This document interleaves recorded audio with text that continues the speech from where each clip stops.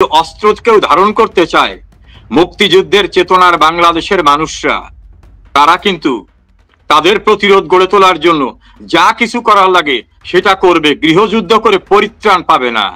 আমরা ৭১-এ শিক্ষা নিয়েছি, ৭৫-এ শিক্ষা নিয়েছি। এখন যেভাবে প্রতিরোধ করব, যদি ওভাবে তারা এগিয়ে আসে, সেই প্রতিরোধ মোকাবেলা করার মতো ওদের পূর্বপুরুষরাও পারে নাই, ওরাও পারবে না। দেশের সমস্ত বাহিনী দিয়েও রক্ষা হচ্ছে না। আসুন আমরা সম্মিলিতভাবে শেখ হাসিনার যে নির্দেশিত পথ সেটাকে অনুসরণ করব। ভয় পাবার কোনো কারণ নাই। আওয়ামী লীগ এখন অধিক শক্তিশালী। যারা আওয়ামী লীগকে নিয়ে সমালোচনা করত তারাও এখন বলতেছে যে শেখ হাসিনার আমল অনেক অনেক ভালো ছিল। তীব্র আওয়ামী লীগ বিরোধী ৪ জন সাংবাদিকের নাম বলি: সিনিয়র সাংবাদিক এম এ আজিজ, সিনিয়র সাংবাদিক মাসুদ কামাল, সিনিয়র সাংবাদিক জিল্লুর রহমান, সিনিয়র সাংবাদিক মোস্তফা ফিরোজ। এছাড়া আরো আছে। তারাই এখন বলতেছে যে আওয়ামী লীগ আমল অন্তত কথা বলা গেছে, এখন তো তাও নাই দেশে। ফলে সমস্ত মানুষ যারা বিভ্রান্ত হয়েছিল তারাও এখন বুঝছে যে আমাদেরকে প্রতারিত করা হয়েছিল। ওই যে ওদের নেত্রী উমামা ফাতেমা, তারপর নীলা ইসরাফিল, তারপর চিত্রনায়িকা বাঁধন, সবাই মিলে এখন বলতেছে যে আন্দোলনটা বৈষম্য বিরোধী ছিল না, এটা মানি মেকিং মেশিন এবং মেটিকুলাস ডিজাইন করে ক্ষমতা যাওয়ার একটা নীল নকশা ছিল, ষড়যন্ত্র ছিল। এবং ওরাই বলতেছে যে আমাদের এই বৈষম্য ছিল না, টার্গেট ছিল শেখ হাসিনাকে হটানো। কাজে শেখ হাসিনা পূর্বে যেটা বলেছিলেন সেটাই হচ্ছে বাস্তবতা, যে একটি বড় রাষ্ট্র বাংলাদেশকে আজ্ঞাবহ করতে চায়, স্বাধীনতার পরাজিত শক্তিরা দেশে ঢুকতে চায় এবং তারা পোর্ট, আমাদের করিডোর, বিভিন্ন জায়গায় তাদের বেস বসাতে চায়। সে কারণেই তারা শেখ হাসিনাকে সরাতে এই প্ল্যান করেছিল। যে আওয়ামী লীগের নেতা কর্মীরা ভয় পাবেন না, দ্বিগুণ শক্তিতে আমরা ইনশাল্লাহ খুব শিগগিরই প্রতিরোধ গড়ে তুলব। এই অবৈধ ক্ষমতা দখলকারীরা পালাবারও সুযোগ পাবে না ইনশাল্লাহ। যে বছরটা জঙ্গি হামলার কারণেই প্রধানমন্ত্রী শেখ হাসিনাকে স্থানান্তরিত হতে হলো, সেই বছরটাও কিন্তু অগস্টে আমাদের শোক মিছিল করার কথা ছিল। সেই মিছিলটা করতে প্রশাসনের কিছু লোক উদ্বুদ্ধ করেছিল আওয়ামী লীগ নেতাদের যে মিছিল করার দরকার নাই, কনফ্রন্টেশনের দরকার নেই, আমরা সব দেখব। সেদিন যদি আমরা শোক মিছিল বা আমরা রাস্তায় থাকতাম, তাহলে বাংলাদেশের যে জঙ্গিরা, সাম্প্রদায়িক গোষ্ঠী, স্বাধীনতা বিরোধীরা বঙ্গবন্ধু কন্যা এবং গণতান্ত্রিক উপায়ে নির্বাচিত প্রধানমন্ত্রী শেখ হাসিনাকে যে বিব্রতকর অবস্থায় ফেলেছে, এটা ফেলতে পারতো না। সেই ক্ষেত্রে আমার মনে হয় কিছু বিশ্বাসঘাতকদের বিশ্বাসঘাতকতার শিকার আমরা হয়েছি। এটা হলো আমার সূচনা কথা। দ্বিতীয় হচ্ছে, বাংলাদেশে মানবাধিকার অবস্থার অবনতি ঘটছে। আপনি যেটা বললেন, হিউম্যান রাইট ওয়াচের রিপোর্টের প্রেক্ষিতে বাংলাদেশের প্রথম আলো রিপোর্ট করেছে। এর সঙ্গে আমি একটু সাপ্লিমেন্ট করতে চাই। অবস্থার অবনতি ঘটবে কি? মানবাধিকারই তো নাই, তার অবনতি ঘটবে কোথায়? মানবাধিকার বলতে যেটা বোঝায়, আমি একজন আইনজীবী, প্রায় 40 বছরের মতো আইন পেশায় আছি। মানবের অধিকার যেটা সেটাই নাই। ধরুন বাংলাদেশে জুলাই আগস্টের সহিংসতায় বেশ কিছু লোক মারা গেছে। এর ভিতরে ছাত্র আছে, আওয়ামী লীগের নেতা কর্মী আছে, পুলিশ আছে, বিভিন্ন প্রক্রিয়ার মানুষরা তার ভিতরে আছে। এই ক্ষমতাসীন সরকার, যারা নিজেদের দাবি করেন সরকার, তারা একটা নোটিশ দিয়ে বললেন যে ওই সময় যারা সরকারি দায়িত্বরত আছে অথবা মবের কারণে মারা গেছে তারা কোনো বিচার চাইতে পারবে না। তো একটা হত্যাকাণ্ড হলো পৃথিবীর সবচেয়ে জঘন্য অপরাধ, যার শাস্তি হতে পারে মৃত্যুদণ্ড। এর চেয়ে বড় কোনো অফেন্স কিন্তু পৃথিবীতে নেই। এবং আমাদের সংবিধানে লেখা আছে কোনো অপরাধীকে দায় মুক্তি দেওয়া যাবে না। তা আমাদের দেশের সর্বোচ্চ আইনটা আমাদের সংবিধান বিদ্যমান থাকা অবস্থায় এই যে সুদ ব্যবসায়ী ইউনূস, সে ঘোষণা দিয়ে দিল যে ওই সময় যারা মারা গেছেন কয়েক হাজার পুলিশ এবং আওয়ামী লীগ নেতা কর্মী, সরকারি দায়িত্ব পালনরত অন্যান্যরা, তাদের হত্যাকাণ্ডের বিচারই করা যাবে না। তো একটা হত্যাকাণ্ডের বিচার করা যাবে না, এটা যদি কোনো রাষ্ট্রযন্ত্র থেকে বলে, তাহলে আর মানবাধিকার থাকে কোথায়? দ্বিতীয় হচ্ছে, রাস্তাঘাটে যাকে যেখানে পাচ্ছে সেখানে তাকে মেরে ফেলতেছে। আওয়ামী লীগ একটা লিস্ট প্রকাশ করেছে, তাতে 205 জন আওয়ামী লীগের নেতা কর্মীকে রাস্তাঘাটে মেরে ফেলা হয়েছে এবং এক্সট্রা জুডিশিয়াল কিলিং হয়েছে প্রায় 47 জন। জেলখানায় এই ভেরি রিসেন্টলি নেত্রকোনার একজন এমপিকে মেরে ফেলা হয়েছে, বগুড়ায় 4 জন, বিভিন্ন জায়গায়। এর কোনোটাই মামলা হচ্ছে না। গোপালগঞ্জ, যেটা বঙ্গবন্ধুর জন্মস্থান, বাঙালির তীর্থস্থান, সেই তীর্থস্থানে আর্মি, বিজিবি, র্যাব, পুলিশ এবং জঙ্গি বাহিনী এরা মিলে নির্বিচারে যে নিরীহ মানুষদের হত্যা করলো, তাদের হত্যা হওয়ার পরে পোস্টমর্টেম পর্যন্ত করতে দিচ্ছে না, অর্থাৎ ময়না তদন্ত যে কিভাবে মৃত্যু হলো সেটাও করতে দিচ্ছে না, মামলা দিতে দিচ্ছে না। তো সারা বাংলাদেশে এই যে অবস্থা, একটা গণতান্ত্রিক সরকারকে জোর করে উচ্ছেদ করে দেওয়া হলো, এতে তো মানবাধিকার মোটেই নাই, তো অবনতি ঘটার তো আর জায়গা নাই। এমন পর্যায়ে চলে গেছে যে এইসব পত্র পত্রিকা মুখে কুলু পেটে বসেছিল, এখন ধীরে ধীরে তাদেরও যখন দেয়ালে পিঠ থেকে গেছে, তখন তারা কথা বলা শুরু করেছে। সারা বাংলাদেশের মানুষ ফুঁসে উঠেছে। এই অবস্থায় বাংলাদেশের অবস্থা খারাপ না, এর চেয়ে খারাপ অবস্থা বাংলাদেশে কোনোদিন হয়নি। অর্থাৎ আমি যে কথাটা আপনাকে বলছি, আইন শৃঙ্খলা পরিস্থিতি বলতে কিছু নাই। পুলিশের সামনে সাবেক প্রতিমন্ত্রী মনুজান সুপিয়ানের নেফিউকে মেরে ফেলা হলো, পুলিশ দাঁড়িয়ে আছে, পুলিশ বলে আমাদের কিছু করার নাই। কোর্টে কাস্টডিতে থাকা অবস্থায় আইনমন্ত্রী আনিসুল হক, তথ্য সম্প্রচার মন্ত্রী ছিলেন একসময় হাসানুল হক ইনু, আমাদের অ্যাপিলেট ডিভিশনের জাজ শামসুদ্দিন চৌধুরী মানিক, তাদেরকে ফিজিক্যালি অ্যাসল্ট করতেছে কোর্টের ভিতরে। আমির হোসেন আমুর লয়ার স্বপন বাবু, তাকে কোর্টে এজলাসের ভিতর মারধর করে রক্তাক্ত করে কোর্ট থেকে বের করে দিচ্ছে। একটা ডক্টর রাজ্জাক কৃষিমন্ত্রী ছিলেন, তার লয়ার এনগেজ হয়েছিলেন দীপু নামক একটা লয়ার, পরের দিন রাতে তাকে গ্রেপ্তার করে নিয়ে গেছে। 93 জন লয়ার যাদের আওয়ামী লীগের সঙ্গে এফিলিয়েশন আছে, তাদেরকে একটা মালায় গ্রেপ্তার করে জেলে পাঠিয়ে দেওয়া হচ্ছে, যাতে গ্রেপ্তারকৃত আসামিদের পক্ষে কেউ কোথাও দাঁড়াতে না পারে। তাহলে বিচার ব্যবস্থা এখন তাদের আজ্ঞাবহ। তাদের হুমকির মুখে, তাদের হামলার মুখে প্রধান বিচারপতি সহ অ্যাপিলেট ডিভিশনের প্রায় সব বিচারপতিরা রিজাইন দিয়ে বাড়ি চলে যেতে বাধ্য হয়েছে। 5 জন বিচারপতিকে চাকরিচ্যুত করা হয়েছে, 10 জনাকে লং লিভে পাঠানো হয়েছে। অন্য বিচারপতিদের কোর্টে গিয়ে মবের লোকরা বলে এই অর্ডার দিবেন, এই অর্ডার দিবেন না, এইটা দিলে থাকতে পারবেন, এইটা দিলে থাকতে পারবেন না। ফলে জুডিশিয়ারি এখন তাদের নিয়ন্ত্রণে। তাহলে ল অ্যান্ড অর্ডার সিচুয়েশন নাই, প্রশাসন নাই, পুলিশ নাই, বিচার বিভাগ নাই, রাস্তাঘাটে খুন খারাপি, ফলে গোটা দেশটা একটা কি বলবো, একটা নরকে পরিণত হয়ে আছে। জি রেজাল ভাই, আরেকটা বিষয় আমরা দেখতে পাচ্ছি বিভিন্ন ফেসবুক সহ বিভিন্ন মিডিয়ায় আসতেছে যে একটা পরিকল্পনা হচ্ছে যে ঢাকা কাশিমগঞ্জ যে কারাগারটা আছে, সেই কারাগারে বাংলাদেশের বিভিন্ন জেলা থেকে যারা সিনিয়র বা যাদের মানে খুব প্রভাবশালী আওয়ামী নেতৃত্ব, তাদের যারা অ্যারেস্ট হয়েছিলেন তাদেরকে নিয়ে আসা হচ্ছে। অনেকেই বলছেন আরেকটা জেল হত্যার পরিকল্পনা হচ্ছে বলে শোনা যাচ্ছে। এই বিষয়টা কি জানেন কিনা বা এই বিষয়ে কি বলবেন? দেখুন, কোনো কিছুই অবিশ্বাস্য না, যদিও কোনো নিশ্চিত তথ্য আমার কাছে নাই, কিন্তু এদের হাতে কোনো কিছু অবিশ্বাস্য না। এক বগুড়া, ছোট্ট একটা জেলা, বগুড়া কারাগারে আওয়ামী লীগের 4 জন নেতাকে মেরে ফেলা হয়েছে, তাদের পোস্টমর্টেম করতে দেওয়া হয়নি। এই যে আমি একটু আগে বললাম নেত্রকোনার আমাদের এমপি, তাকে বেদম ভাবে টর্চার করে ডেড বডিটা বাইরে বের করে এনেছে। কাজে এরা যেমন রাস্তাঘাটে মানুষ মেরে ফেলতেছে, কোনো বিচার হবে না, এটা তাদের ঘোষণা আছে। ফলে জেলখানার ভিতরে ওই 1975 সনের 3রা নভেম্বরের মতো আমাদের নেতৃবৃন্দকে যে হত্যা করবেন এটা বলা যায় না, কারণ আওয়ামী লীগের নেতাদেরকে হত্যা করার জন্য 75-এর 15 আগস্ট নির্মম ভাবে বঙ্গবন্ধু এবং তার সহযোগী যারা, তাদের অনেককে মেরে ফেলা হয়েছে। 3রা নভেম্বর জেলখানায় মারছে। আবার 2004-এর 21শে আগস্ট শেখ হাসিনাকে দল শূন্য, নেতা শূন্য করার জন্য তাকে সহ গ্রেনেড মেরে অনেককে মেরে ফেলা হয়েছে। ফলে এই যে আপনি আশঙ্কার কথাটা বলছেন, আমরাও আতঙ্কিত যে এদের দ্বারা অবিশ্বাস্য কিছু না, কারণ এরা হচ্ছে স্বাধীনতা বিরোধী পক্ষ।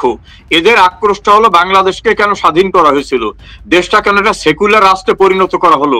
সেই সময় যারা পরাজিত শত্রু পাকিস্তান এবং বড় আর একটি রাষ্ট্র যারা সাহায্য করেছিল, তারা সম্মিলিতভাবে কিন্তু এই মেটিকুলাস ডিজাইন করে এই ঘটনাটি ঘটিয়েছে।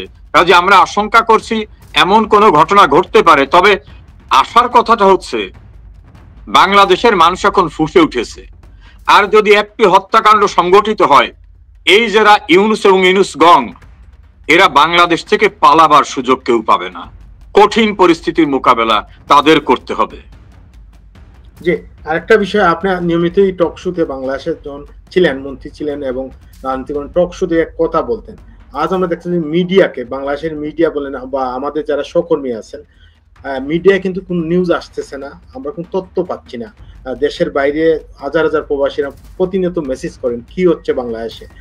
এটা কি একটা, আপনার কি বলবেন যে এই মিডিয়া যে নিউজগুলা, আমরা কোন মূলধারা মিডিয়ায় আমরা বাংলাদেশের কোন নিউজই দেখতে পাচ্ছি না, এই বিষয়ে কি বলবেন? দেখুন, বাংলাদেশের 3টি পত্রিকা, প্রথম আলো, ডেইলি স্টার এবং নিউজ, মানে উল্লেখযোগ্য পত্রিকা, এই 3টি পত্রিকার এডিটর ছাড়া কোন গণমাধ্যমের, সেটা ইলেকট্রনিক এবং প্রিন্টিং মিডিয়া, কোন জায়গায় কেউ নাই। জোর করে সরিয়ে দিয়ে সেখানে এই জঙ্গিদের মনোপুত যারা, তাদেরকে অফিসে বসিয়ে দেওয়া হচ্ছে। চিফ রিপোর্টার, সিটি এডিটর থেকে শুরু করে এডিটর, নিউজ এডিটর, সব বাইরের লোক নিয়ে বসিয়ে দেওয়া হচ্ছে। এমনকি প্রশ্ন করার কারণে 5 জন সাংবাদিকের চাকরি চলে গেল, তাও কাকে? একটা সংস্কৃতি মন্ত্রীকে, গান বাজনার মন্ত্রীকে, বড় কেউকে না, প্রশ্ন করার জন্য চাকরি চলে গেল। কালের কণ্ঠে একটা প্রেস রিলিজ ছাপাবার কারণে ভয়ঙ্কর পরিস্থিতি হলো সেখানে। প্রথম আলোর মতো পত্রিকা বাংলাদেশের স্থপতি, জাতির পিতা বিজয় দিবসে বিজয়ের মহানায়কের নামটি পর্যন্ত লিখতে পারে নাই। 26শে মার্চ স্বাধীনতা দিবসে বঙ্গবন্ধুর ছবি ছাপানো তো দূরের কথা, নামটিও লিখতে পারে নাই। এমন ভাবে তাদের গলা টিপে ধরা হয়েছে। ফলে বাংলাদেশে মিডিয়ার এখন সম্পূর্ণরূপে নিয়ন্ত্রিত মিডিয়া। এই জন্য আমাদের মানব জমিনের এডিটর মতিউর রহমান চৌধুরী বলছেন যে যেখানে প্রশ্ন করার জন্য চাকরি চলে যায়, সেখানে আমরা আজ্ঞাবহ মিডিয়া ছাড়া আমরা আর কি বলতে পারি। নুরুল কবির একই ভাষায় কথা বলছেন, মাসুদ কামাল, তৃতীয় মাত্রা জিল্লুর রহমান, সিনিয়র সাংবাদিক আজিজ সাহেব, এরকম সবাই বলতেছেন বাংলাদেশের মিডিয়া এখন বর্তমানে যারা ক্ষমতা অবৈধ দখলকারী, এদের প্রেসক্রিপশনে চলে। আমি একটা উদাহরণ বলি। কিছুদিন পূর্বে একটা নিউজ ছাপা হয়েছে, এই নিউজে বলছে লন্ডনে থাকা আওয়ামী লীগের মন্ত্রীরা সম্পত্তি বিক্রয়ের জন্য পাগল হয়ে গেছেন, কারণ এগুলো সিজ হয়ে যেতে পারে। তাই একটা মিডিয়ায় আমার ছবিও দিয়েছে অন্যদের সঙ্গে। আমি সেই মিডিয়া যোগাযোগ করে বললাম এই নিউজটার ভিত্তিটা কি? বলে গার্ডিয়ান পত্রিকায় এই নিউজটা এসেছে। তা আমি গার্ডিয়ান পত্রিকার কপি বের করলাম, তার আমি বললাম কই গার্ডিয়ানে তো আমার নামটি নাই। তাহলে কিসে পাইলেন? পরে উনি আবার খোঁজ খবর নিয়ে বললেন যে হ্যাঁ গার্ডিয়ান আপনার নাম নাই, কোনো না কোনো কারণে আপনার নামটা আসছে। আমি বললাম তাহলে একটা সংশোধনী দেন। উনি গোপনে বললেন সংশোধনী দেওয়ার ক্ষমতা আমার নাই। তাহলে রেফারেন্স যেটা, সেখানে আমার নাম নাই। আমার তো সারা দুনিয়ায় কোনো জায়গায় এক কাঠা জমি নাই, একটা ফ্ল্যাট নাই, প্লট নাই, লন্ডনে কেন পৃথিবীর কোনো দেশে নাই। আমার ছবি দিয়ে দিলেন যে আমি জায়গা বাঁচার জন্য প্রস্তুত হয়ে গেছি। এভাবেই গোয়েবল থিওরিতে বাংলাদেশের মিডিয়া চলছে। আপনি আজকে একটা ঘটনা তৈরি করে দেবেন মৃত লোকের নামে, হুবহু ওইটা ছাপা হবে, এবং ওইটা যে পত্রিকায় ছাপা হবে 1 ঘন্টার ভিতর দেখবেন অনলাইনে সব পত্রিকায় সেটা ছাপছে। কারণ ওহিনাজেল হয়, ওহি তো বুঝেন, ওহিনাজেল হয়, সব কানে ওই নিউজ করতে হবে। এই জন্য মিডিয়ার কাছ থেকে বাংলাদেশে কিছুই আশা করার মতো অবস্থা মোটেই নেই। জি রেজাল ভাই, আর একটা বিষয় আজকে দেখছেন হয়তো, আপনার সেনাবাহিনী তারা ফেস ব্রিফিং করেছে গোপালগঞ্জের যে হত্যাকাণ্ড বা ঘটনা নিয়ে। তারা বলছে এনসিপি নেতাদের মানে জীবন আশঙ্কাজনক অবস্থায় ছিল, তাদেরকে মেরে ফেলা হতো, তাদের রক্ষার কারণে সেনাবাহিনী এটা করছে। তাহলে প্রশ্ন হলো যে 4 জন বা 5 জন যে মারা গেল, তারা কি মানুষ না? তাদের কি জীবনের মূল্য নেই? কি বলবেন? আমি সেনাবাহিনীর প্রেস ব্রিফিংটা দেখিনি। আমি যদি আপনার কথাটাকে রিলাই করি, তাহলে আমি একজন লয়ার, আমি কনস্টিটিউশন জানি, বাংলাদেশের আইন জানি। আইনে বলা আছে যদি আপনি আক্রান্ত হন, আপনি বা আপনার কাছে কেউ আক্রান্ত হন, যে আক্রান্ত আপনার মনে হবে যে ডেফিনেটলি ভাবে আপনাকে মেরে ফেলা হবে, খুন করা হবে, তখন আপনি আত্মপক্ষ সমর্থনের জন্য পাল্টা আঘাত করতে পারেন, প্রতিরোধ করতে পারেন। এখন প্রতিরোধ করতে হলে আপনাকে কিন্তু প্রথমে প্রমাণ করতে হবে যে আপনাকে যিনি আক্রমণ করতে আসছেন তার কাছে মারণাস্ত্র ছিল, তিনি এমন ভাবে আসছেন তখন তাকে প্রতিরোধ করা ছাড়া আর কোনো উপায় ছিল না। প্রতিরোধ কিভাবে হতে পারে? আপনি টিয়ার গ্যাস ছুটতে পারেন, আপনি রাবার বুলেট ছুটতে পারেন, তাতে যদি প্রতিরোধ না হয় আপনি তার কোমরের নিচে গুলি করতে পারেন, তাতে যদি সম্ভব না হয় তাহলে তাকে আপনি গুলি করবেন। এখন যে কয়জন মারা গেছে এদের কারো কাছে মারণাস্ত্র ছিল না, এবং তারা মৃত্যুর মুখে পড়েছে যখন তারা দৌড়ে যাচ্ছে। সে আপনাকে আক্রমণ করছে না, সে যখন চলে যাচ্ছে তাহলে আপনি গুলি করছেন পিছন থেকে, তাহলে সে তো আপনাকে আক্রমণ করে নাই। এবং তাদের কারো কাছেই আপনাকে আক্রমণ করে মেরে ফেলতে পারে বা এনসিপির কাউকে মারতে পারে এমন কোনো মারণাস্ত্র ছিল না। এবং যে কজন মারা গেছে, কেউ দোকানদার, কেউ রিক্সাওয়ালা, এরা কেউ আক্রমণ করতে আসছে বা পুলিশের লোক আহত হয়েছে, বিজিবির লোক আহত হয়েছে, র্যাব আহত হয়েছে বা আর্মি আহত হয়েছে, অথবা তাদের কাছে কোনো অস্ত্র ছিল, এর কোনো প্রমাণ পাওয়া যায় নাই। ফলে তাদেরকে মারার জন্য যে এখন যে অজুহাতটা বলা হচ্ছে যে কৈফিয়তটা দেওয়া হচ্ছে, এটা গ্রহণযোগ্য না, আইনের দৃষ্টিতেও না, বাস্তবতা সম্মতও না। জি, আরেকটা বিষয় জানতে চাইবে, আমাদের দর্শকরাও এই বিষয়গুলো জানতে, অনেক কমেন্টস আসছে, আপনার কথাগুলো আমি শুনছিলাম। মানে দর্শকরা অনেক প্রশ্ন করছেন যে রাজপথে বা আওয়ামী লীগ কিভাবে ফিরে আসবে, বিশেষ করে আওয়ামী লীগ কর্মী যারা আমাদের অনুষ্ঠান দেখছেন তারাই প্রশ্নগুলো করছেন, তাদের উদ্দেশ্যে কি বলবেন? দেখুন, ওই ডক্টর ইউনূসের একটা গোয়েবলস আছে, সারাদিন মিথ্যা কথা বলে, ওটার নাম শফিক। সে বলছে আওয়ামী লীগ বলতেই দেশে কেউ নাই, ওরা শুধু ফেসবুকে হাম্বিতম্বি দেয়, দেশে বলে আওয়ামী লীগ নাই। এখন এই যে গ্রামের একটা গল্প রূপ আপনিও জানতে পারেন যে অন্ধকারে চলার সময় একটা গাছের পাতা পড়লে বলে কেড়ে, আবার সামনের থেকে একটা বাতাস আসলে বলে আমি কিন্তু ভয় পাই না। সারা বাংলাদেশে আওয়ামী লীগ, কারণ অনথার্ড মানুষ নিরঙ্কুশ ভাবে আওয়ামী লীগ করে। অনথার্ড মানুষ আপনি যদি 18 কোটি ধরেন তাহলে 6 কোটি। এই 6 কোটি মানুষের এটা বাংলা ফোক গান আছে যে আমার হাত বান্ধিবি, পা বান্ধিবি, মন বান্ধিবি কেমনে। যেসব মানুষের মনের ভিতর আওয়ামী লীগ, তাকে এই কার্যক্রম স্থগিত করে কিছু করা যায় না। সারা বাংলাদেশের ভিতরে এখন 110 জন এমপি কারাগারে, 38 জন মন্ত্রী, উপমন্ত্রী, প্রতিমন্ত্রীরা কারাগারে, আর সমকালে রিপোর্ট অনুযায়ী 3,59,000 লোককে গ্রেপ্তার করছে। জেলখানার ক্যাপাসিটি 45,000, সেখানে এখন 82,000 পর্যন্ত হতে পারে। তা 3.5 লাখ তো অ্যারেস্টই করছে সমকালে রিপোর্ট। আর আমি যে আপনাকে স্ট্যাটিস্টিক্যাল রিপোর্ট দিলাম, জেলখানায় আর লোক ধরতেছে না। আমরা মবের হাত থেকে বাঁচার জন্য মাত্র কিছু লোক বাইরে আছি, অধিকাংশ লোকই বাংলাদেশে আছে।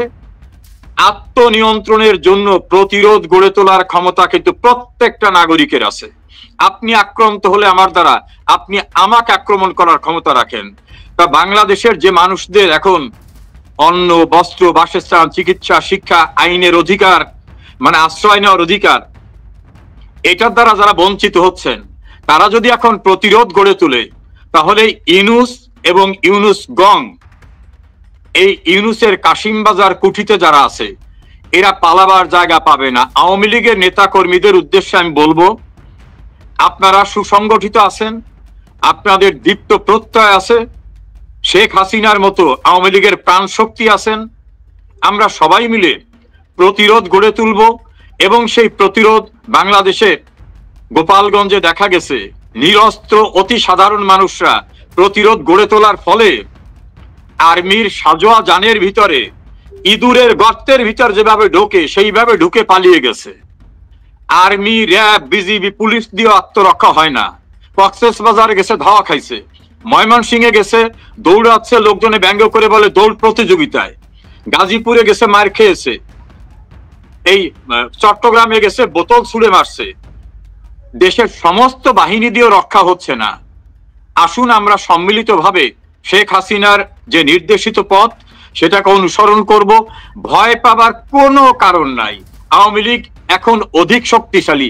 যারা আওয়ামী লীগকে নিয়ে সমালোচনা করত, তারাও এখন বলতেছে যে শেখ হাসিনার আমল অনেক অনেক ভালো ছিল। তীব্র আওয়ামী লীগ বিরোধী 4 জন সাংবাদিকের নাম বলি: সিনিয়র সাংবাদিক এম এ আজিজ, সিনিয়র সাংবাদিক মাসুদ কামাল, সিনিয়র সাংবাদিক জিল্লুর রহমান, সিনিয়র সাংবাদিক মোস্তফা ফিরোজ, এছাড়া আরো আছে। তারাই এখন বলতেছে যে আওয়ামী লীগ আমল অন্তত কথা বলা গেছে, এখন তো তাও নাই দেশে। ফলে সমস্ত মানুষ যারা বিভ্রান্ত হয়েছিল, তারাও এখন বুঝছে যে আমাদেরকে প্রতারিত করা হয়েছিল। ওই যে ওদের নেত্রী উমামা ফাতেমা, তারপর নীলা ইসরাফিল, তারপর চিত্রনায়িকা বাঁধন, সবাই মিলে এখন বলতেছে যে আন্দোলনটা বৈষম্য বিরোধী ছিল না, এটা মানি মেকিং মেশিন এবং মেটিকুলাস ডিজাইন করে ক্ষমতা যাওয়ার একটা নীল নকশা ছিল, ষড়যন্ত্র ছিল। এবং ওরাই বলতেছে যে আমাদের এই বৈষম্য ছিল না, টার্গেট ছিল শেখ হাসিনাকে হটানো। কাজে শেখ হাসিনা পূর্বে যেটা বলেছিলেন সেটাই হচ্ছে বাস্তবতা, যে একটি বড় রাষ্ট্র বাংলাদেশকে আজ্ঞাবহ করতে চায়, স্বাধীনতার পরাজিত শক্তিরা দেশে ঢুকতে চায়, এবং তারা পোর্ট, আমাদের করিডোর, বিভিন্ন জায়গায় তাদের বেস বসাতে চায়। সে কারণেই তারা শেখ হাসিনাকে সরাতে এই প্ল্যান করেছিল। যে আওয়ামী লীগের নেতা কর্মীরা ভয় পাবেন না, দ্বিগুণ শক্তিতে আমরা ইনশাল্লাহ খুব শিগগিরই প্রতিরোধ গড়ে তুলব। এই অবৈধ ক্ষমতা দখলকারীরা পালাবারও সুযোগ পাবে না ইনশাল্লাহ। যে আরেকটা প্রশ্ন রেজাউল ভাই, আমাদের অনুষ্ঠানে মেজর অবসর আখতারুজ্জামান ভাই মানে নিয়মিত আসেন, আজকেও আছে 5টায় প্রোগ্রাম। উনি একটা কথা বলেছেন যে বিভিন্ন হলে হলে অস্ত্র মজবুত করা হচ্ছে, বাংলাদেশটাকে গৃহযুদ্ধের দিকে নিয়ে যাওয়ার চেষ্টা করা হচ্ছে এবং নেওয়ার একটা প্রক্রিয়া চলছে। এবং উনি ইঙ্গিত করেছেন যে ইরানের মতো একটা বিপ্লব করার জন্য বিশেষ করে জামাতে ইসলাম তাদের সেই প্রচেষ্টা করে যাচ্ছে। এই বিষয়ে কি বলবেন? দেখুন, মেজর আখতারুজ্জামান একজন বীর মুক্তিযোদ্ধা এবং তিনি একজন সাহসী মানুষ। তিনি একটা দল করলেও কখনো অন্ধ থাকেন না, তিনি খুবই স্পষ্টবাদী মানুষ। আমি তার সঙ্গে ইন্ডোর্স করে বলবো, শিবিরের এক নেতার বক্তব্য ফেসবুকে ঘুরে বেড়াচ্ছে, তিনি বলছেন যে রাজশাহী বিশ্ববিদ্যালয়ের একটা হলে যে অস্ত্র আছে তা দিয়ে গোটা রাজশাহী আমরা করতে পারি। আবার এই যে বৈষম্য বিরোধী নামে যে জঙ্গি বাহিনী, এই জঙ্গি বাহিনীর একাধিক নেতা পাবলিকলি বলছে 5 আগস্ট শেখ হাসিনার পতন না হলে আমরা অস্ত্র তুলে নিতাম। সে প্রস্তুতি আমাদের ছিল, আমাদের ভিডিও রেডি করা ছিল। তো অস্ত্র যারা তুলে নিতেন, নিশ্চয় তাদের কাছে অস্ত্র আছে, তুলে নিতে হলে অস্ত্র থাকার কথা। তো অস্ত্রধারী এই ব্যক্তিরা, এরা কিন্তু স্বাধীনতার পরাজিত শত্রু। জামাতের এক নেতা জেলখানার ভিতরে বসে, জেলখানায় কারারুদ্ধ বিএনপির আর এক নেতা ডাক্তার সায়ন্তনুকে বলছেন যে এই নাহিদ ইসলাম কিন্তু আমাদের প্রোডাক্ট। আবার যারা ছাত্রলীগের অবয়বে ছাত্রলীগের ভিতর থেকে শিবির করেছে, তারাও কিন্তু হেলমেট পরে বিভিন্ন জায়গায় সন্ত্রাসী কর্মকাণ্ড করে ছাত্রলীগের উপরে ইমেজ সংকটের মতো একটা অবস্থা সৃষ্টি করেছিল। আর জঙ্গি বাহিনী বাংলাদেশে এই জামাত শিবির, এই মেটিকুলাস ডিজাইনের, এদের কাছে অস্ত্র থাকা অস্বাভাবিক না। তবে একটা জিনিস আমি বিশ্বাস করি, পাকিস্তানের সেনাবাহিনী কিন্তু বিশ্বের বুকে অত্যন্ত খ্যাতিমান একটা বড় সেনাবাহিনী। সেই সেনাবাহিনীর সশস্ত্র যোদ্ধাদের নিরস্ত্র বাঙালিরা পরাজিত করে সোহরাওয়ার্দী উদ্যানে নাকে খত দিয়ে পাকিস্তানে পাঠিয়েছে। কাজে যদি অস্ত্র কেউ ধারণ করতে চায়, মুক্তিযুদ্ধের চেতনার বাংলাদেশের মানুষরা, তারা কিন্তু তাদের প্রতিরোধ গড়ে তোলার জন্য যা কিছু করার লাগে সেটা করবে, গৃহযুদ্ধ করে পরিত্রাণ পাবে না। আমরা 71-এ শিক্ষা নিয়েছি, 75-এ শিক্ষা নিয়েছি। এখন যেভাবে প্রতিরোধ করব, যদি ওভাবে তারা এগিয়ে আসে, সেই প্রতিরোধ মোকাবেলা করার মতো ওদের পূর্বপুরুষরাও পারে নাই, ওরাও পারবে না। জি রেজাউল ভাই, আমরা কিছু প্রশ্ন দর্শকরা করছেন। আমি একটা বিষয় আপনাকে বলি, যেটা হচ্ছে যে আমি বিশেষ করে প্রবাস দর্পণ, আমরা গত 5 বছর ধরে টকশো করি এবং নিয়মিতই আওয়ামী লীগের এমপিরা আসতেন বা বিএনপি নেতারা অনেকেই আসেন আমাদের অনুষ্ঠানে। 2023 সালে 15ই ডিসেম্বর, হয়তো আপনি দেখেছেন, প্রথমত একটা নিউজ এসেছিল যে আপনার এটা রাশিয়ান গোয়েন্দা সংস্থা বলছিল যে যদি আওয়ামী লীগ 7ই জানুয়ারি 24-এ নির্বাচনে ক্ষমতায় আসে, আরব বসন্তের মতো আন্দোলন করে এই শেখ হাসিনা সরকারকে পতন ঘটানো হবে। তখন আমি আমাদের অনুষ্ঠানে ডাক্তার আব্দুল আজিজ এমপি ছিলেন, আমি প্রশ্ন করেছিলাম যে এই যে বিষয় আপনারা কিভাবে দেখছেন। উনি বলছিলেন যে এটা আরব না, এটা বাংলাদেশ। তারপর কিন্তু ঠিকই ওরা ঘটায় ফেলছে। তারপরে বলি, আমরা গত বছর 20শে জুলাই আমার অনুষ্ঠান থেকে আওয়ামী লীগের এমপিরা ছিলেন, আমি বলছিলাম যে এরা কিন্তু আওয়ামী লীগ সরকারের পতন ঘটাবে, আপনারা কেন আলোচনায় বসতেছেন না? সেই কথাগুলো কিন্তু গুরুত্ব দেওয়া হয়নি। তো এই বিষয়গুলাকে কিভাবে দেখছেন, যে এই যে মানে এটা কি একটা বলবো যে এখানে কি একটা গোষ্ঠী মির্জাপুরি করেছে যে এই যে আওয়ামী লীগ সরকারকে সরানোর জন্য? আমরা বিভিন্ন মিডিয়া দেখতেছি যে আওয়ামী লীগের সাধারণ সম্পাদক বলছেন যে গোয়েন্দা সংস্থাগুলো আমাদের তথ্য ঠিক মতো দেয় নাই। এ বিষয়ে কি বলবেন? দেখুন, আমি আওয়ামী লীগের কেন্দ্রীয় কমিটির কেউ নই, নীতি নির্ধারণী পর্যায়ের কেউ না। আমি আওয়ামী লীগের একজন ক্ষুদ্র কর্মী। ফলে আওয়ামী লীগের পলিসি ডিসিশন নিয়ে কথা বলা আমার জন্য ডিফিকাল্ট। তবে আমার কাছে একজন নাগরিক হিসাবে বা রাজনীতিতে সক্রিয়ভাবে থাকার পরেও আমি কিন্তু একজন বিশ্লেষক। বিভিন্ন সময় 2001 সাল থেকে আমি গণমাধ্যমে কথা বলি। আমার বিশ্লেষণে মনে হয় রাজনীতিতে বিশ্বাস থাকা ভালো, অতি আত্মপ্রসাদ, অতি বিশ্বাস কিন্তু ভালো না। আর সবকিছুকে খতিয়ে দেখা ভালো। আত্মপ্রমাদ গোনা বা আত্মতুষ্টিতে থাকা ঠিক না। এই দুটা আর একটা বিষয়।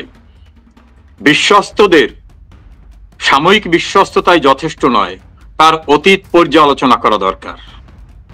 আমাদের প্রশাসনের দায়িত্বে যারা ছিলেন, আমি কোনো উইং এর কথা বলবো না, তাদের অনেককেই আমরা নগদে ভালোবেসেছিলাম, নগদের কথাগুলিকে গুরুত্ব দিয়েছি।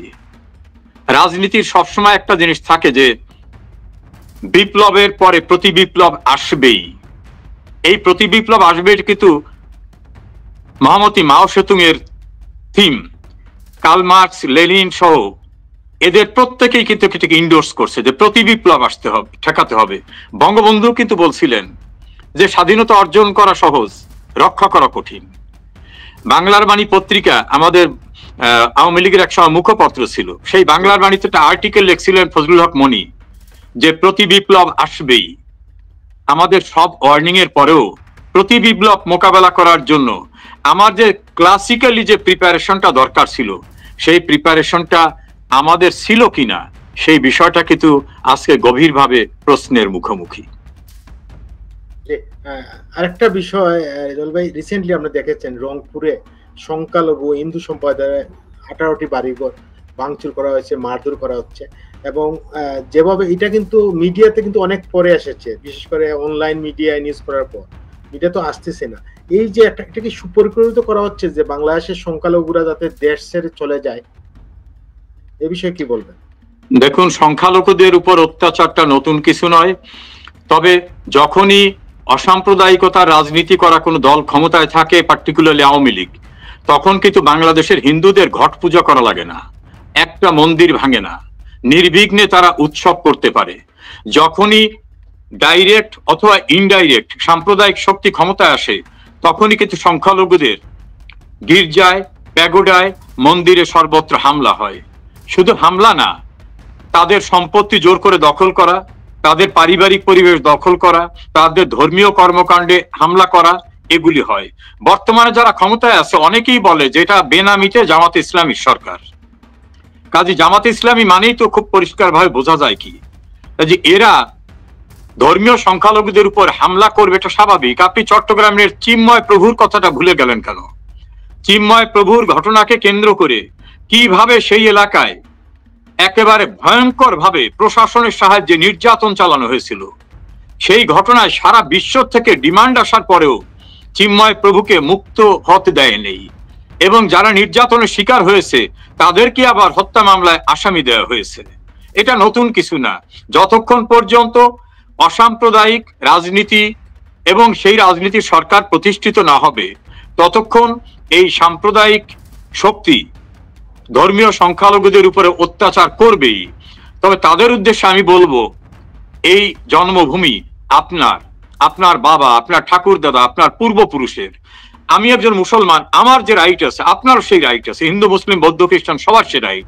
কাকে ছেড়ে যাবেন? আপনাকে এখানে শক্তি সঞ্চয় করে দাঁড়াতে হবে। এদেশেই তো চিত্তরঞ্জন সুতার সাহসের সঙ্গে রাজনীতি করেছে, এদেশে তো সুধাংশু শেখর হালদার সাহসের সঙ্গে কথা বলেছে, সুরঞ্জিত সেনগুপ্ত কথা বলেছে। এই দেশের রাজনীতিতে সংখ্যালঘু ধর্মীয় সম্প্রদায়ের মানুষদের কখনো সংখ্যালঘু না ভাবার জন্য বলবো, একবারও সংখ্যালঘু ভাববেন না। কিসের সংখ্যালঘু? কনস্টিটিউশনাল রাইট আপনারও যা আছে, আমারও সেই রাইট আছে। আপনার সেই রাইট আদায় করতে হবে। শেখ হাসিনা, আওয়ামী লীগ যতক্ষণ আছে, অত্যাচার আসবে, অত্যাচারকে মোকাবেলা করতে হবে।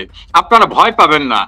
বঙ্গবন্ধুর বাড়ি, যেটা বাঙালি জাতির সব গৌরবময় অর্জনের সূতিকাগার, সেটাকে যখন উড়িয়ে দেয়, শেখ হাসিনার স্বামীর বাড়ি সুধা সগম যখন উড়িয়ে দেয়, আওয়ামী লীগের নেতাদের বাড়িঘর, আমার নিজের বাড়িঘর, আমার ভাই ব্রাদারদের বাড়িঘর যখন লুটপাট করে পেট্রোল দিয়ে পুড়িয়ে দেয়, তখন বুঝতে হবে যে হামলা শুধু আপনাদের একার উপরে না। এ হামলা আমরা যারা মুক্তিযুদ্ধের চেতনায় বিশ্বাস করি, যারা অসাম্প্রদায়িক রাজনীতিতে বিশ্বাস করি, তাদের উপরে হামলা। আপনি আমি একই কাতারের মানুষ। শক্তি সঞ্চয় করেন, সেদিন খুব দূরে নয় যে এদেরকে আমরা মোকাবেলা করব। জি, রেজাউল করিম ভাই, আসলে দর্শকরা অনেক প্রশ্ন করছেন। একটা প্রশ্ন বাতাসে মানে ঘুরে বেড়াচ্ছে, বিভিন্ন মিডিয়ায় আসতেছে।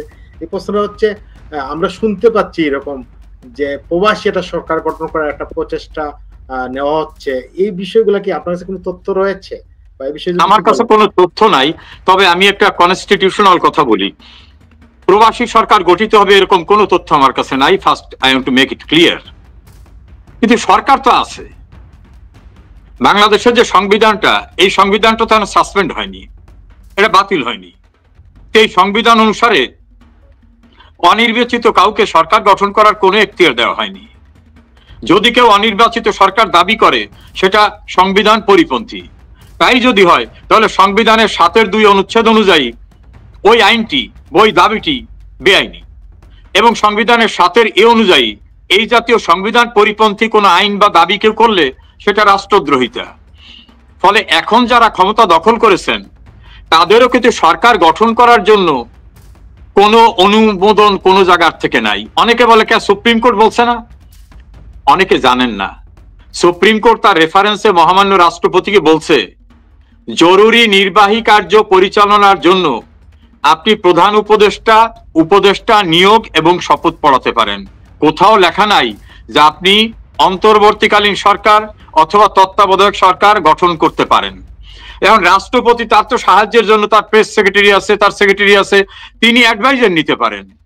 রাষ্ট্রপতি তার সাহায্যের জন্য নিতে পারেন, তিনি রাষ্ট্রের প্রধান। আর constitutionally Sheikh Hasina is very much prime minister, Sheikh হাসিনার cabinet is very much working. এখন তারা হয়তো কাজ করতে পারতেছেন না, দ্যাট ইজ ডিফারেন্ট থিং, কিন্তু আইন অনুযায়ী শেখ হাসিনা এখনো প্রধানমন্ত্রী। মহামান্য রাষ্ট্রপতি তো নিউজের সম্পাদক নুরুল কবিরের প্রশ্নে বলছেন যে আমার কাছে প্রধানমন্ত্রীর কোনো রেজিগনেশন লেটার নাই। পাশাপাশি শেখ হাসিনা আবার বলছেন আমি তো পদত্যাগ করিনি। তাহলে উনি বলেন পদত্যাগ করিনি, রাষ্ট্রপতি বলেন আমার কাছে কোনো পদত্যাগ পত্র নাই। তাহলে উনি তো সরকারে আছেন, নতুন করে প্রবাসী সরকার গঠন করার প্রয়োজন আছে বলে আমার কাছে মনে হয় না। জি ধন্যবাদ স্যার। আরো কয়েকটা প্রশ্ন এসেছে, বিশেষ করে মানে অনেকেই লিখছেন 5ই আগস্ট প্রধানমন্ত্রী দেশে ফিরছেন, এরকম অনেক দর্শক অনেক কিছু লিখছেন, অনেকে আবেগ দিয়ে লিখছেন। স্যার কি মনে করছেন, আসলে কি প্রধানমন্ত্রী বা বাংলাদেশের শেখ হাসিনা রিসেন্টলি বাংলাদেশে আসার সম্ভাবনা আছে, বা উনি কি আসবেন, এরকম কি কোন তথ্য আছে আপনার কাছে? আমি 3টা উদাহরণ দিয়ে বলি। বঙ্গবন্ধুকে খুন করার পরে খুনিরা 2টা দল করছিল, একটা নাম ফ্রিডম পার্টি আর একটা নাম প্রগতিশীল গণতান্ত্রিক শক্তি, সংক্ষেপে প্রগস। তারা বলতো আমরা শেখ মুজিবকে খুন করেছি, আমরা আত্মস্বীকৃত, আমাদের কেউ কিছু করার ক্ষমতা রাখে না। কেননা পার্লামেন্ট আইন করছে 1975 সালের 26শে সেপ্টেম্বর অর্ডিন্যান্স হয়েছিল ইন্ডেমনিটি, সেইটা 1979 সালে যখন জিয়াউর রহমান রাষ্ট্রপতি, তখন 6 এপ্রিল পার্লামেন্টে ওঠে এবং সেটা আইন হয়। কাজে আইন দ্বারা আমাদের প্রোটেকশন দেওয়া হয়েছে, আমাদের কেউ কিছু করতে পারবে না। তখন শেখ হাসিনাকে আওয়ামী লীগের সভানেত্রী করা হলো। কেউ কেউ বললো উনি আসলে তো ওনাকে মেরে ফেলবে। শেখ হাসিনা বললেন যে মৃত্যুকে বরণ করতেই আমি বাংলাদেশে যাব। এই একটা উদাহরণ। দ্বিতীয় উদাহরণ, 2007 সালের অন-11 সরকার সমস্ত এয়ারক্রাফটকে বলে দিল শেখ হাসিনাকে বহন করবা না, বহন করলে তোমাদের বিমানকে নামতে দেওয়া হবে না। শেখ হাসিনা বললেন আমি দেশে যাব। অনেকে বললেন আপনি গেলে তো গ্রেপ্তার হয়ে যাবেন, হলে আমি গ্রেপ্তার হয়ে যাব। এর পরবর্তীতে 2004-এর আগেরটা বলছি, যে 21 আগস্ট যখন তাকে হত্যার চেষ্টা করা হলো, 23 জন মারা গেল গ্রেনেড হামলায়, তখন অনেকে বলছিল আপনি দেশ ছেড়ে চলে যান, আপনি বঙ্গবন্ধুর অবশিষ্ট আপনাদের শেষ করে ফেলবে। উনি বললেন না, মরতে হলে আমি এই দেশে মরবো। 2007 সালের কেয়ারটেকার গভর্নমেন্টের ক্যাঙ্গারু কোর্টে বসে, আমি তখন তার অন্যতম লয়ার ছিলাম, তিনি বলছেন মরতে হলে এখানে মরবো, আমি যাব না। শেখ হাসিনা হচ্ছে এই স্পিরিটের লোক। তাকে 19 বার হত্যার চেষ্টা করা হয়েছে, এই হত্যার চেষ্টার পরেও তিনি রাজনীতি ছাড়েন নাই। কাজেই তিনি বাংলাদেশে ফিরে যাবেন।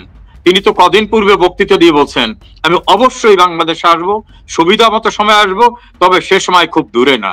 কাজেই যারা আপনার কাছে প্রশ্ন করেছে তাদের উদ্দেশ্যে বলছি, শেখ হাসিনা সহ আমরা সবাই আমাদের প্রিয় মাতৃভূমিতে ফিরে যাব। সেদিন খুব দূরে না, অপেক্ষা করুন। যে আরেকটা প্রশ্ন স্যার, আপনি জানেন যে 8,200 কোটি টাকা গত 11 মাসে পাচার হয়েছে।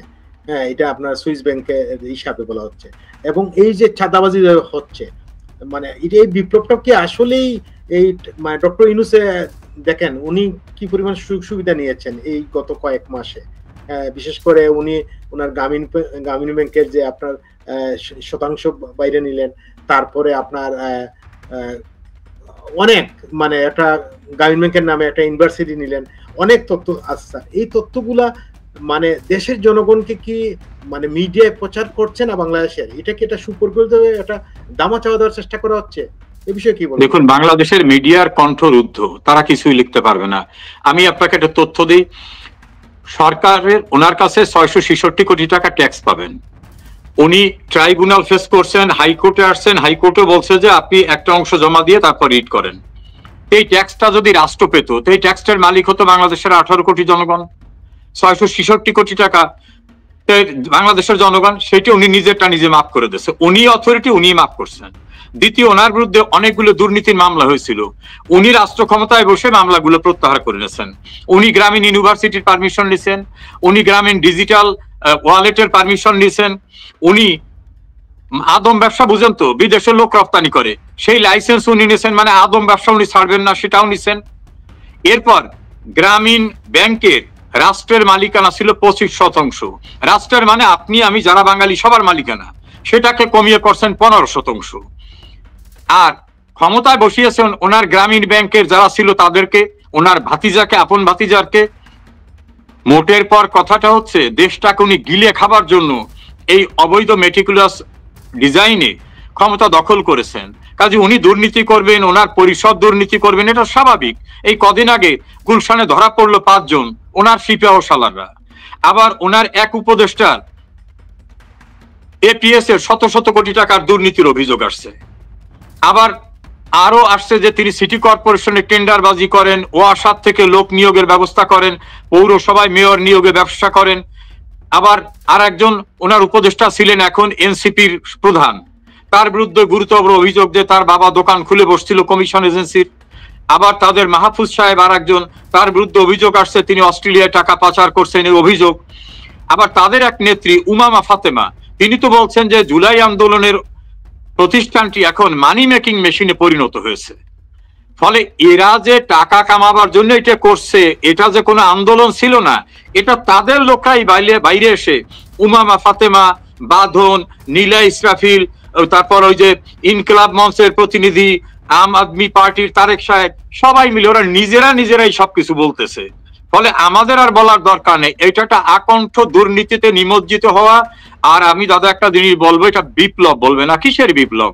একটা পরিকল্পিত ষড়যন্ত্রের ভিতর থেকে মেটিকুলাস ডিজাইনে শেখ হাসিনার সরকারের কিছু কর্মকর্তাদের বিশ্বাসঘাতকতা, রাজনৈতিক ভুল পলিসিকে অ্যাডাপ্ট করতে সহযোগিতা করার ভিতর থেকে একটা দুর্ঘটনা ঘটানো হয়েছে। এটা কোনো বিপ্লবী না। যে আগে স্লোগান দেওয়া হতো আমি কে তুমি কে রাজাকার রাজাকার, এখন স্লোগান হচ্ছে আমি কে তুমি কে জঙ্গি জঙ্গি। আপনি তো দেশের বাইরে আছেন, দেশের বাইরে বাংলাদেশের বাম মূর্তি মানে কতটুকু উজ্জ্বল হচ্ছে এই স্লোগান, এই মেসেজ গুলায়? দেখুন, ভাবটা এখন নাই, শুধু মূর্তিটা আছে। মূর্তিটা আছে, দেশের ভাব বলতে কিছু নাই। যে দেশে আইন নাই, রাস্তায় মানুষ পিটেই মারলে কিছু হয় না, যে দেশের বিচারপতিদের তাড়িয়ে দেওয়া হয়, যে দেশে পুলিশকে হত্যা করলে বলে কোনো বিচার করা যাবে না, সেই দেশে কোনো ভাব আছে? মূর্তিটা আছে, ভিতরে আর কিচ্ছু নাই। দেশের ভাবমূর্তি ধ্বংস না হইলে, আরে ভাই, কমনওয়েলথভুক্ত একটা দেশ বাংলাদেশ, সেই দেশের উনি দাবি করেন উনি প্রধান উপদেষ্টা, উনি ইংল্যান্ডে আসছেন, ইংল্যান্ডের প্রাইম মিনিস্টার কেয়ার স্টারমার, সে বলে যে ওর সাথে আমি দেখাই করবো না, অস্বীকৃতি। এর চেয়ে বেইজ্জতি কারবার থাকে? আরে ভাই, কেউ বাড়িতে দাওয়াত ছাড়া গেলে তো দরজাটা খোলে, দরজাটাও খোলে নাই। তা ভাব আর আছে কিছু? মূর্তিটাই আছে। 11টা দেশে গেছেন উনি, 11 দেশের থেকে 1000 কোটি টাকা বাংলাদেশে আসে নাই। বরং ওনার যে পেয়ারে দেশটা, বড় দেশ, সেই দেশে আমাদের তৈরি পোশাক বেশি রপ্তানি হতো। সেই দেশ এমন ভাবে শুল্ক আরোপ করছে যে বাংলাদেশের পোশাক শিল্প সব শুয়ে পড়তেছে, লক্ষ লক্ষ শ্রমিক বেকার হয়ে যাচ্ছে, বৈদেশিক মুদ্রার যে অর্জনটা সেটা বন্ধ হয়ে যাচ্ছে। মালয়েশিয়া বলছে জঙ্গি, তোমাদের লোক আমরা নেব না। মালয়েশিয়ার দেখা দেখি মিডল ইস্টের অনেক দেশ বলছে বাংলাদেশের লোক নেব না। তাহলে আমাদের আয়ের 3টে উৎস, একটা হলো তৈরি পোশাক রপ্তানি, একটা ম্যান পাওয়ার, আর একটা দেশের ভিতর ইন্ডাস্ট্রি। 3টেই শুয়ে পড়ছে। ডক্টর দেবপ্রিয় ভট্টাচার্যের ভাষায় 28 লক্ষ বেকার হয়ে গেছে, এর ভিতর 17 লক্ষ নারী। একে আজাদ, এই যে সমকাল এবং চ্যানেল 24 এর মালিক এবং হামিম গ্রুপের প্রধান, তিনি বলছেন 40 বছরের ব্যবসায় জীবনে এমন অবস্থা আমরা পড়িনি। আমাদের অবস্থা এখন সঙ্গীত। সবাই শিল্প খাতে, কৃষি খাতে, সমাজ খাতে, সর্বত্র বেতন দেওয়ার মতো অবস্থায় সরকারের এখন নাই। আর মানুষের যে সামাজিক নিরাপত্তা বেষ্টনী যেখানে শেখ হাসিনা চালু করে আসছিলেন, বৃদ্ধের ভাতা, তালাকপ্রাপ্তদের ভাতা, দরিদ্রের ভাতা, ছাত্রদের ভাতা, সব এখন বন্ধ হয়ে যাচ্ছে। বাংলাদেশটা এখন ভয়ঙ্কর একটা পরিস্থিতির ভিতরে সাধারণ মানুষের এখন বাজারে গিয়ে চাল কিনতে পারে না। একটা রিক্সাওয়ালা সারাদিন রিক্সা চালাইয়ে তার যে আয় হয় এটা দিয়ে তার বাজার করতে পারে না। ফলে মাছওয়ালা, রাস্তার পাশে যিনি শাক বিক্রি করেন, রিক্সাওয়ালা, তারা সবাই মিলে বলতেছেন যে শেখ হাসিনাই ভালো ছিল, বাংলাদেশটাকে এখানে নিয়ে গেছে, ভাত খাবার নাই, এখন মূর্তিটা আছে। তবে লাভবান হয়েছে ইউনূস, উনি এককভাবে লাভবান হয়েছে এবং ওনার পারিষদ বর্গ লাভবান হয়েছে। জি, আরেকটা বিষয় রেজাউল ভাই, যেটা হচ্ছে যে আপনার আইন বিশেষজ্ঞ 17 জন উপদেষ্টা, 17 জন বিদেশি নাগরিক বলে আমরা শুনতে পাচ্ছি। এটা যদি হাইকোর্টে কেউ রিট করে তো এই সরকার তো অবৈধ, বা এই সরকার তো কোনো অস্তিত্বই থাকবে না। এই বিষয়ে একটু বলেন প্লিজ আমাদের দর্শকদের। দেখেন, আমি একটা জিনিস মনে করে দিই, জিয়াউর রহমান মার্শাল্লাহ জারি করে ক্ষমতায় আসার পরে তার কৃতকর্মকে বৈধতা দেওয়ার জন্য সংবিধানের 5ম সংশোধনী করলেন, যেটা 1979 সালের 6 এপ্রিল পার্লামেন্টে পাশ করালেন। তখন পার্লামেন্টে উনি নিরঙ্কুশ সংখ্যাগরিষ্ঠ। তখন পার্লামেন্টে 3 জন সংসদ সদস্য, সুরঞ্জিত সেনগুপ্ত, সুধাংশুশেখর হালদার এবং মিজানুর রহমান চৌধুরী, এই 3 জনে বলছিলেন যে এমন বেআইনি সংবিধান সংশোধন আইন পাশ করবেন না, এটা কিন্তু থাকবে না। আচ্ছা, আমরা 207 আসেন না ভোটে। সুরঞ্জিত বাবু বলছিলেন এই 207 একদিন 7-এ পরিণত হতে পারে, সেদিন বুঝবেন গণতন্ত্র হত্যা করা কাকে বলে। সেই মামলাটা হাইকোর্টে আসে, সুপ্রিম কোর্টে যায়। সুপ্রিম কোর্ট রায় দিয়ে বলছেন যার ক্ষমতা দখল করার আইনগত ভিত্তি ছিল না, তিনি দখল করে যে আইনই করুন না কেন সব বাতিল, এবং তার কৃতকর্ম সব বাতিল, এবং তাকে বলেছিলেন ক্ষমতা দখলকারী শুধু না, রাষ্ট্রদ্রোহী। কাজী সংবিধানের পরিপন্থী ভাবে আজকে যে বিদেশি নাগরিকদের দিয়ে মন্ত্রীর পদমর্যাদায় কাজ করানো হচ্ছে, এবং যিনি প্রধান উপদেষ্টা দাবি করছেন সংবিধানে এইরকম কোনো পদ নাই, এদের কৃতকর্ম সংবিধানের 5ম সংশোধনী এবং 7ম সংশোধনী মামলায় সুপ্রিম কোর্টের যে রায় ছিল, ওই রায়ের আলোকে আজ হোক কাল হোক প্রমাণিত হবে এদের ক্ষমতা দখল অবৈধ, এদের কৃতকর্ম অবৈধ ছিল। জি, আমরা অনুষ্ঠান একবারে শেষ পর্যায়ে। আপনার আরেকটা প্রশ্ন আমরা করব। আমরা যে বিষয়টা হচ্ছে মুক্তিযুদ্ধের ইতিহাস, ঐতিহ্য, স্মৃতি সব কিছু ব্যঙ্গে ঘুরে দেওয়া হচ্ছে, এবং আপনার ইভেন কি 7 জন বীরশ্রেষ্ঠর যে ভাস্কর্য ছিল তাও ব্যঙ্গে ফেলা হয়েছে। এটা কি এটা পরিকল্পিত হবে এই দেশের মুক্তিযুদ্ধের অস্তিত্ব ধ্বংস করে দিয়ে বাংলাদেশের ইতিহাস ঐতিহ্যকে ধ্বংস করার একটা প্রচেষ্টা, কি বলবেন? দেখুন, আমি শুরুতেই বলছিলাম যে এবারের মুভমেন্টটা ছিল স্বাধীনতা যুদ্ধে পরাজয়ের প্রতিশোধ নেওয়া।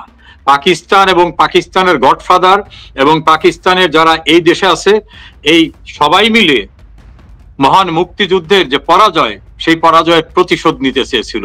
সে কারণে, না হলে ধরে নেন, আমি ধরে নিলাম যে কোঠা বিরোধী আন্দোলন, তা কোঠা বিরোধী আন্দোলনের সাথে বঙ্গবন্ধুর সম্পর্ক কি, বঙ্গবন্ধু ভবনের সম্পর্ক কি, সারা বাংলাদেশের বঙ্গবন্ধুর মুরালের সম্পর্ক কি, আমার সোনার বাংলা আমি তোমায় ভালোবাসি এটা সম্পর্ক কি, সংবিধানের সম্পর্ক কি, 7 বীরশ্রেষ্ঠর স্ট্যাচুর সম্পর্ক কি, মুক্তিযুদ্ধ জাদুঘরের সম্পর্ক কি, জয় বাংলার সম্পর্ক কি? আসল কথাটা হলো পরাজয়ের প্রতিশোধ নেওয়াটা হচ্ছে তাদের টার্গেট। সে কারণেই দেশেরা জয় বাংলা রাখতে চায় না, মুক্তিযুদ্ধের চিহ্ন রাখতে চায় না, আমাদের প্রাণ সঞ্চারী জাতীয় সঙ্গীত রাখতে চায় না। গোলাম আজমের ছেলে বলছে না, আজমি বলছে না যে এই জাতীয় সংবিধান, এই সঙ্গীত সব বদলাতে হবে। এবং ওরা কিন্তু পাকিস্তানি স্টাইলে জিন্দাবাদ বলে, পাকিস্তান বলতে ইনকলাব জিন্দাবাদ, ওরা এখন ইনকলাব জিন্দাবাদ বলে। ওরা যে স্লোগানটা দিয়ে আমরা মুক্তিযুদ্ধ করেছিলাম জয় বাংলাটা বিশ্বাস করে না। ফলে বাংলাদেশটা ধ্বংস করতে পারবে না, সবকিছু করে পারে না, কারণ যতদিন লাল সবুজের পতাকা উড়বে, যতদিন স্বাধীন সার্বভৌম বাংলাদেশ থাকবে, ততদিন মুক্তিযুদ্ধ, মুক্তিযুদ্ধের মহানায়ক, মুক্তিযুদ্ধের 30 লক্ষ শহীদ, সম্ভ্রম হারানো 2 লক্ষ মা বোন এবং মুক্তিযুদ্ধের স্পিরিট, এটা থাকবে। সিরাজউদ্দৌলার বিরুদ্ধে 200 বছর অপপ্রচার চালাবার পরেও এখনো সবাই বলে দেশপ্রেমিক নবাব সিরাজউদ্দৌলা।